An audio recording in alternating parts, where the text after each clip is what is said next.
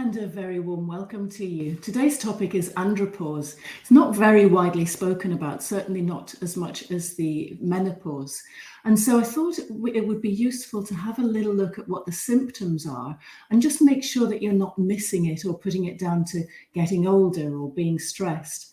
Because a lot of the symptoms of the male menopause or the andropause seem to be everyday common things. But when you put them together, then maybe you can see that this is a pattern. And also, once you know that, you find out what you can do about it.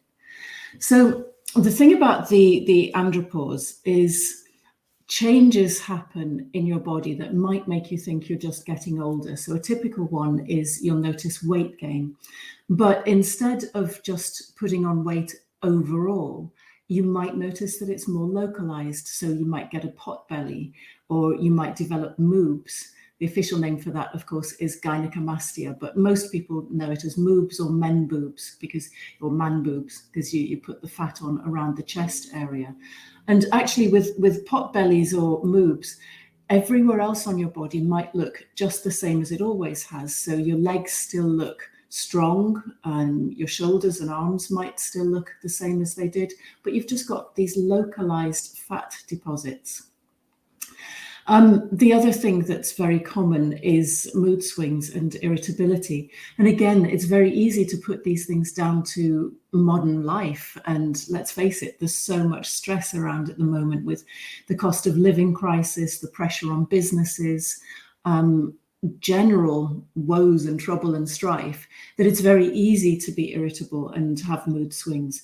But the difference here is that if you would previously have coped better with it, if you were more adaptable and more flexible, then maybe these mood swings are actually due more to a hormonal change and to a decreased ability to adapt. And I keep using that word adapt because in our bodies, we have what's called adaptogens. We have hormones that help us to adapt to changing circumstances. And there are also adaptogenic foods, adaptogenic herbs. And so if what's going on isn't just general stress because you're worried, but it's more stress because you're not adapting the same way as you used to, and therefore there's a hormonal component to it, then we know that there are things that we can do about it. We can't change the level of stress that you're under, but we can, with functional medicine, help your body's ability to cope with that stress. So recognizing when you're going through the male menopause or the andropause is actually quite helpful in knowing how to treat it. So just to recap, you might have weight gain when you wouldn't have gained weight in the past, especially if you're still eating the same and exercising at the same level, or worse still, exercising more and still putting on weight, which is also very common. So we've got the weight gain, specifically localized weight gain, mood swings, irritability. Coupled with that is tearfulness as well, because a lot of men would explain it to me as feeling more emotional than usual. But in fact, what they're saying is they feel that they can tear up or emotions well up inside them for no obvious reason. Sometimes it can happen on the way to work, that you feel a sense of worry and anxiety and you feel like you want to just pull over and cry. But obviously, most men don't admit that. We don't live in a society where men can speak freely about their emotions. And yet, with the andropause, it's very, very common. So a lot of men are suffering in silence. Coupled with that really is also a lack of motivation, of get up and go, feeling less enthusiastic about things that you've previously loved and been passionate about.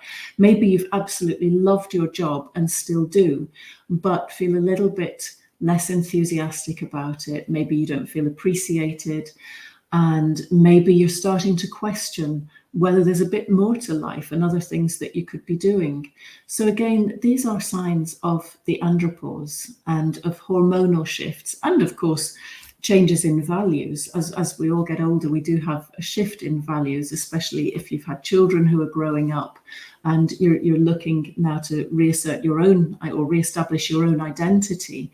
All of these things happening at the same time can create a lot of insecurity and uncertainty.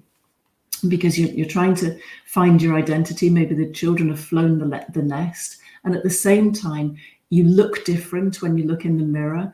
You feel different because you don't have the same level of energy. And it can be really, really challenging overall. Not to mention, of course, the difficulty sleeping that can come with these hormonal shifts. And let's face it, we all need a good sleep to be able to function properly.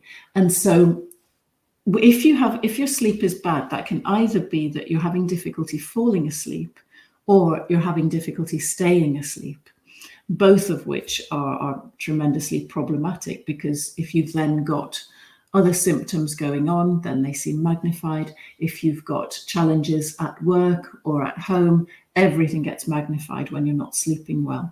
But again, this poor sleep might be due to stress and worry, but it's inherently linked to hormonal imbalance. So, of course, if you're tired and if you're not sleeping properly, there's then a knock-on effect on your memory, your concentration, your cognitive function. So your understanding, your ability to comprehend and be quick-witted, to be able to think on your feet in meetings or presentations. And that in turn has a knock-on effect on your work, and then you're not as productive, and then you're worried about the implications of that.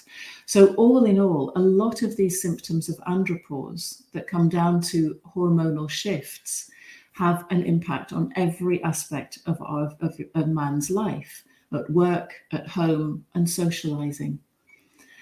And yet it doesn't have to be a huge challenge, and it doesn't have to be something that you keep quiet about either, because men and women all go through hormonal changes all through our lives, but especially after the age of about 40, 45 and onwards. I mean, this can last 10 years or more, depending on our lifestyle and our eating habits and drinking habits. So the upshot is that some of these symptoms you're experiencing can be treated. They can be measured as well using functional medicine. We have functional tests. So one of them, for example, would be a Dutch test. Dutch stands for Dried Urine Test for Complete Hormones.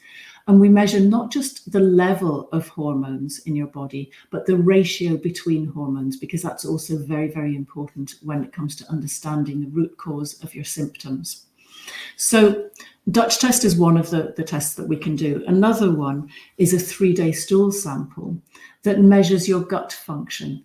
Are you digesting your food properly? Is there an opportunistic infection? Maybe you've got a yeast infection that's causing discomfort in your abdomen and bloating and acid reflux. Oh, by the way, whatever is wrong with you, it is not an omeprazole deficiency, okay? So if you do experience acid reflux, and if you have been given omeprazole, which seem to be handed out like Smarties these days, please remember your body is trying to tell you something. And by suppressing the symptoms, you may as well just take the batteries out of your smoke detector. You know, it doesn't make the fire go away. So let's listen to the symptoms. Let's listen to what your body is trying to tell you.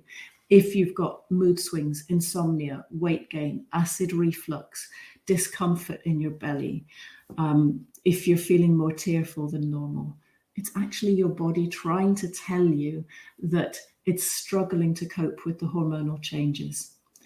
One of the reasons the body struggles so much is because of perhaps a poor diet, especially if you're working long hours, or if you're not eating, if you don't have a regular meal pattern. It could be that you're not eating the right foods, but it could also be that you are eating the right foods, but they're not being broken down properly in your gut. And that's what the 3-day stool test tells us. There are many other tests that we can do in functional medicine because it is tailored towards individuals. But if you've got any of these symptoms or anything else that seems too minor to go to a doctor with, then please reach out to me, because it could be that in functional medicine, we'll recognize things before the symptoms actually worsen or present themselves. So just a little word to the wise. If you find yourself self-medicating with alcohol because you think you need to wind down before you go to sleep, or cigarettes because you think they help to calm your nerves, or caffeine If you can't get going without your morning cup of coffee, or if you need coffee to keep you going through the day, then please, please, please get in touch, because actually by taking any of those things, but especially coffee, you're making your symptoms worse. I always think that coffee is a little bit like stealing from tomorrow to feed today. It does give you a kind of energy rush, and it does make you more alert. That's very true. That's what caffeine does. And in moderation, that's fine. But if you find that you're using your coffee as a crutch, then I would suggest respectfully that you take a step back and say, okay, what's my body trying to tell me? And if you think it might be telling you that you are andropausal, not really heard that word before, but it should exist because there definitely is something that I see in clinic, then feel free to get in touch. I'm Simone Böhner, and I work at Barefoot Medicine, Functional Medicine Clinic. Thanks for your time and have a great day.